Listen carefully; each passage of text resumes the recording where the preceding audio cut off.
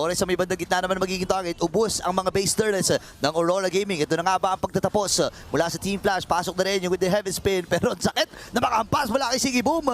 Ngayon nagamit yung Fear of the Phoenix. Makakapag-base up dito ang Team Flash. Naku po, ito ata ang bawi na inaantay ng Aurora Gaming. Nakana yung si Phoenix. Habang si Kenny kailangan. Habang wala pang nagaganap.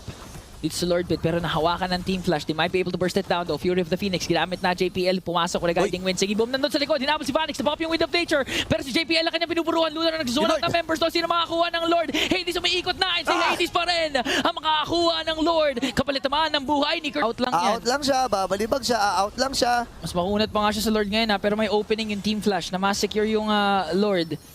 Kenzie nandito din naman, ginamit na yung Circling Eagle, may nahuli dun sa likod! Yun na, si Ken ata, nagamit yung Winter Crown ha, pero si Siggy Boom may nandun sa may bintang gitna. Nagamit yung beacon, ay patay ata si Cortese! Ito na ata ang simula ng pag-abante ng Aurora, nakuha nila yung Lord, mamamaalam din si Ken, dalawa ka na napatumba. Kenzie! Andun yung mga dash, mula din kay Kenzie, pinoprotektahan lang ni Hades. Itong si Vanix, clear wave ang magiging kampanya dito ng Team Flash. Pop yung emo, pero hindi na umabot yung immortality. Hades dito ay namaalam. Same with this one. At si JPL na lang ang natitira. Nagamit din yung kanyang Winter Crown pero hindi ata aabot.